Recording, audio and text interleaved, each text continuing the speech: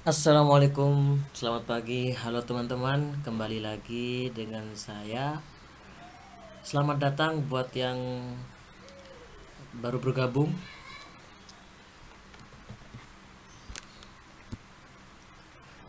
Pada kesempatan kali ini kita akan melanjutkan sebuah tutorial atau sebuah praktek di mana di video sebelumnya ada praktek modul 1. Sekarang kita akan melanjutkan ke praktikum modul kedua. Langsung saja ke Nah, di modul 2 ini target kegiatannya adalah mengenal tipe data dan jangkauan atau range, mengerti cara penulisan declaration, penugasan, assignment, dan inisialisasi, mengerti cara membuat identifier untuk kelas, variabel, dan konstanta, memahami logika pengerjaan operator aritmatika, memahami hierarki operator manipulasinya, mengenal tipe casting, dan membandingkan besar program.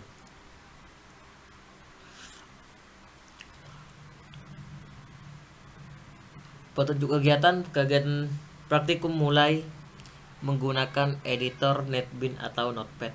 Nah, kali ini kita diharuskan atau menggunakan NetBeans, teman-teman. Langsung saja ke step dulu ya. Buatlah program atau sebuah program dengan nama range.java seperti yang tertulis pada listing program 1.1. Ya, teman-teman.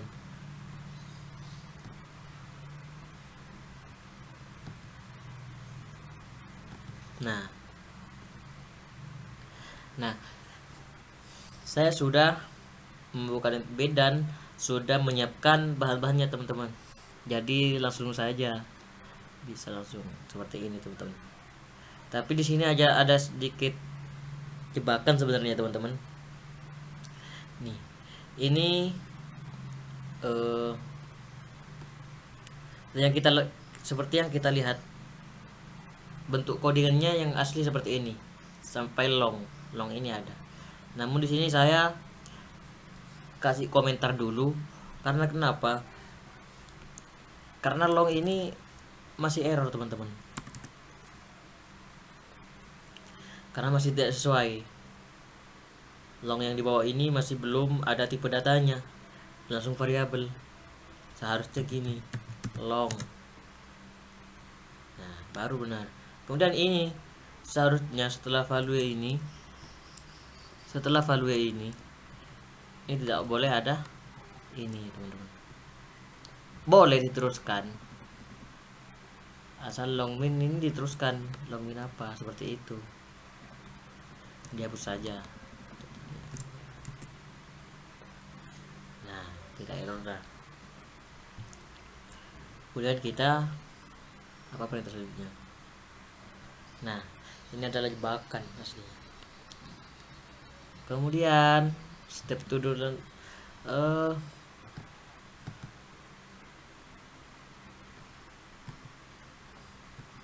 simpan dan compile dan jalankan. Tuliskan output yang Anda peroleh pada tabel 2.1. Cobalah untuk melanjutkan program range.java di atas sehingga menghasilkan output serupa sesuai dengan tipe data long, float, dan double. Jadi kita jalankan dulu, tekan F6 atau kita juga bisa menekan ini atau F6. Di sini saya akan menekan F6 saja.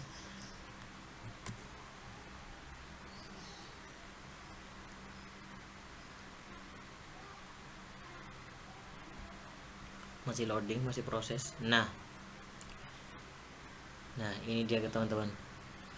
Jadi hasilnya seperti ini. Jangkauan integer daya tampungnya paling banyak di sini. Nah, kemudian tadi kita juga disuruh untuk menambah sendiri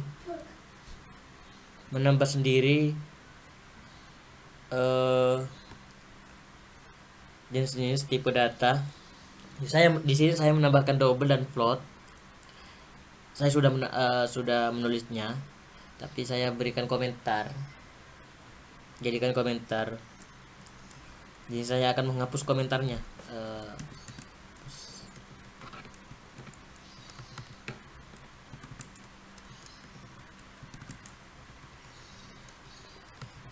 Di sistem outputnya juga. Nah, ini teman-teman. Kemudian kita rapikan dulu.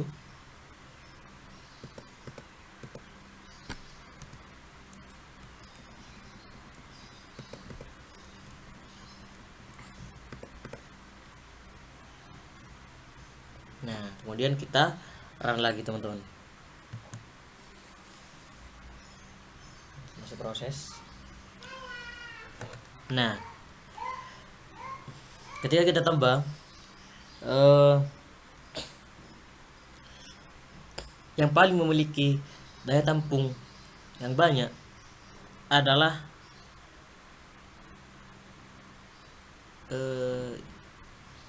int teman-teman. Yang banyak ini adalah maaf.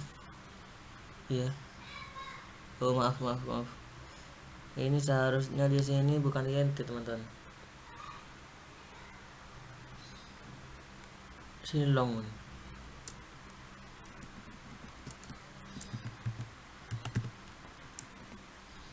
Kemudian di sini double. Kemudian di sini float. Kemudian kita run lagi.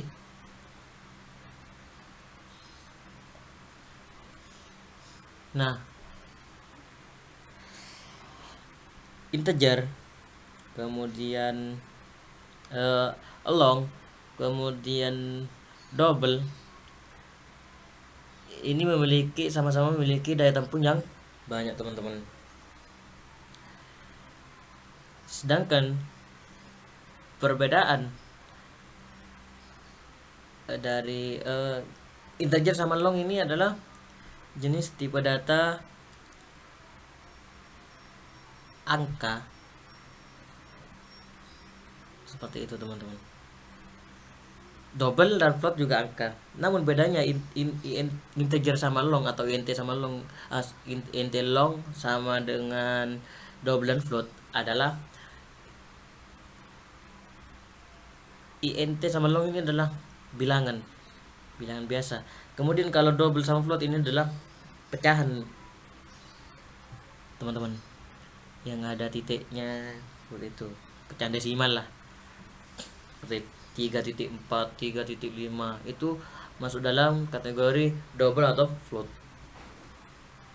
Kalau int sama long ini adalah bilangan bulat teman-teman. Namun bedanya int dengan long, int memiliki daya tampung yang sedikit, sedangkan long ini memiliki tampungan atau jangkauan yang banyak teman-teman. Sama dengan double dan float. Float memiliki daya tampung yang kecil, double memiliki daya tampung yang besar. Seperti itu teman-teman. Oke, itu aplikasi yang pertama tadi. Kemudian sini ada lagi teman-teman. Waduh, ada lagi nih teman-teman. Sedangkan untuk menambah pemahaman tentang tipe data karakter atau chart, buatlah program learnCharacter.java. Kita disuruh membuat program lagi teman-teman. Program kali ini hanya untuk menambah pemahaman saja tentang tipe data atau karakter. Seperti itu teman-teman. Kemudian step to do selanjutnya, pelajari output yang tampil dalam dan tentukan hubungannya dengan penjelasan pada bagian identifier. Ubahlah pada salah satu data variabel array charge di atas dari y menjadi yes. Kemudian kita tulis dulu teman-teman. Saya sudah membuatnya, sudah menyiapkan biar tidak lama. Kemudian kita run.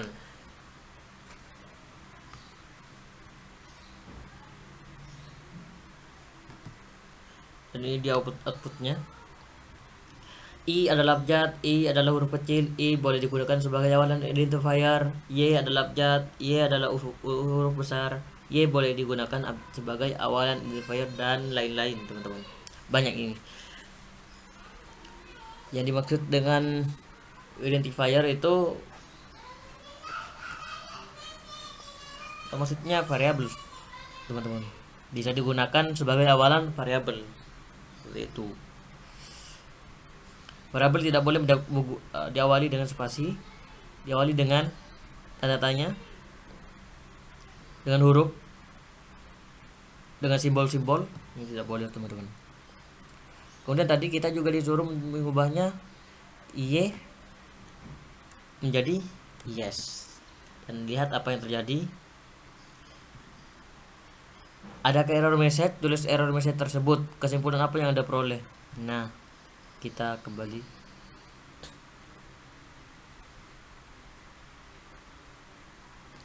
Nah, teman-teman, terjadi error. Nah, loh. Nah, kenapa di sini terjadi error? Kita lihat. Tipe data yang di depan ini adalah char. Char itu adalah karakter, teman-teman.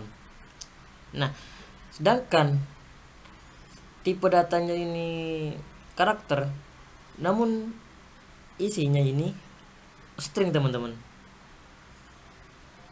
Jadi kok error ya, teman-teman. Bingung ini. Yes ini bukan sebuah karakter ya, teman-teman. Ini adalah sebuah kata. Sedangkan kalimat atau kata itu masuk dalam tipe data string, teman-teman. Sedangkan di depan tipe datanya char, seharusnya hanya satu huruf. Char itu satu huruf. Dan bedanya lagi dengan string itu setiap kalimat atau kata atau huruf itu diapit oleh dua, seperti ini, teman-teman. Biasanya diapit oleh dua tanda petik seperti itu, teman. Sedangkan kalau chart ini hanya satu, teman-teman. Oke, kita kembalikan kesimpulannya adalah chart adalah karakter yang hanya bisa menampung satu kalimat atau satu huruf saja, teman-teman. Bukan satu kalimat, satu huruf saja, teman-teman. Sedangkan kalau string bisa menampung satu kalimat atau satu kata, teman-teman. Itu harus, teman-teman, kalau string. Seperti itu, teman-teman. Next, selanjutnya ini tentang identifier atau variabel. Sini ada, sebentar teman-teman. Di sini ada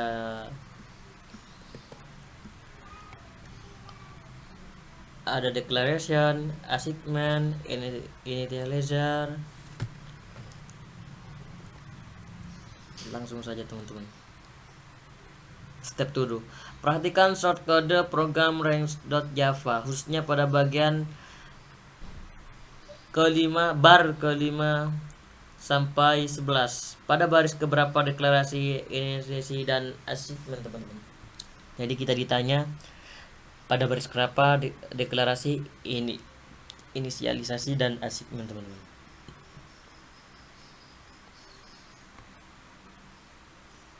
Kita ke program range.java. Karena di bar kelima sampai ke 11 ini masih termasuk komentar, maka kita lebih baik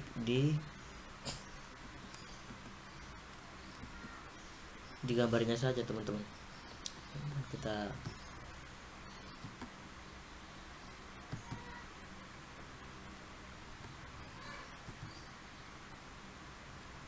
nah ini, teman-teman.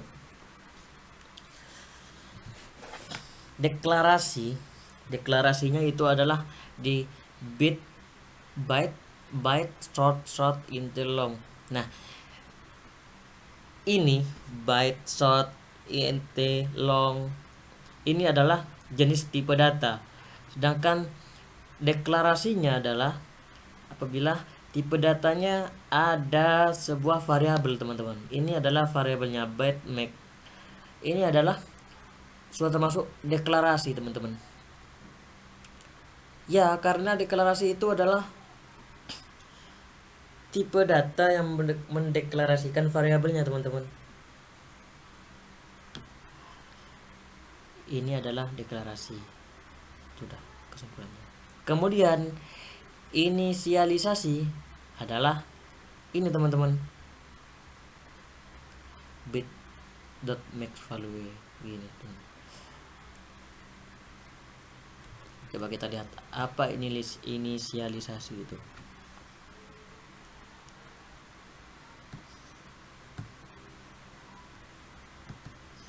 Nah, ini nih inisialisasi adalah pemberian nilai awal yang dimaksudkan untuk menghindari error program. Bentuk umum inisialisasi sama dengan bentuk umum assignment. Inisialisasi variabel dengan tipe data float dan double dilakukan sesuai contoh berikut. Nah, jadi inisialisasi itu adalah pemberian nilai awal, teman-teman. Sama dengan ini, dengan deklarasi ini, deklarasi byte make ini sudah diberikan nilai awal, teman-teman, untuk menghindari error-error, teman-teman. Jadi ini termasuk ke dalam inisialisasi, teman-teman. Seperti itu, teman-teman. Kemudian tadi juga ditanya tentang assignment, teman-teman. Assignment. Nah, sedangkan yang disebut dengan assignment adalah pemberian harga atau nilai value. Hal tersebut dilakukan dengan bentuk umum, nama variable value.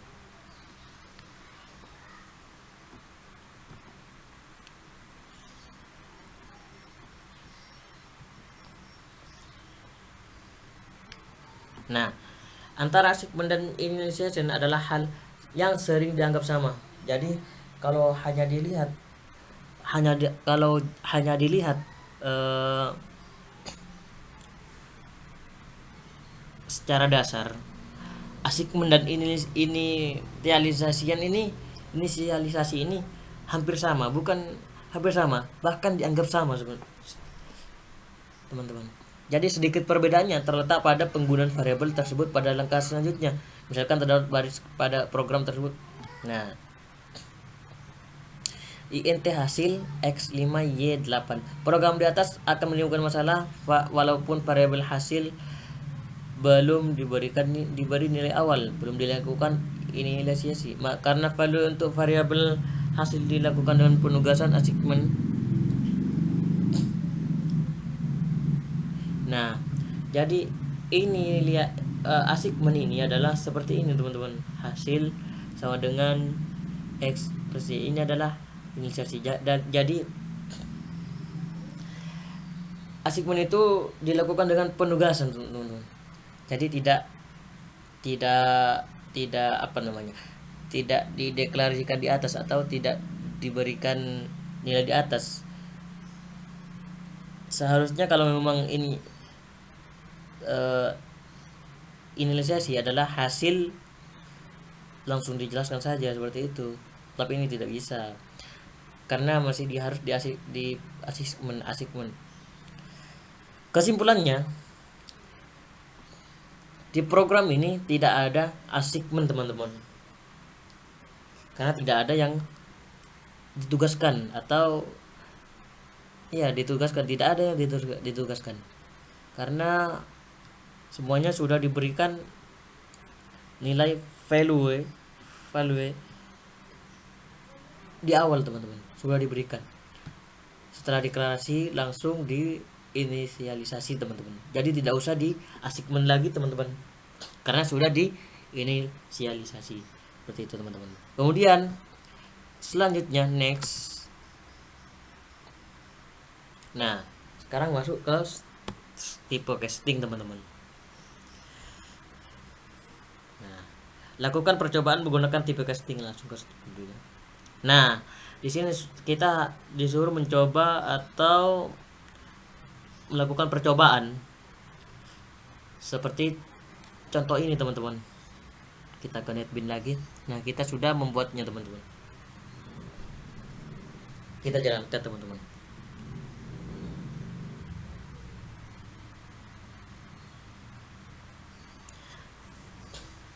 Nah, yang saya pahami dari tipe casting ini adalah bahwa tipe casting adalah pembagian yang berbentuk pecahan desimal, teman-teman.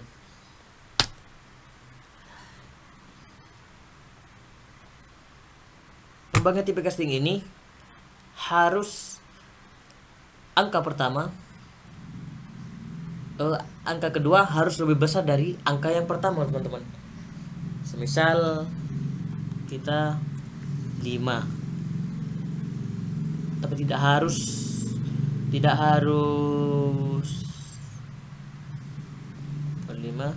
dibagi 10, teman-teman. Dijalankan bagi 6 saja.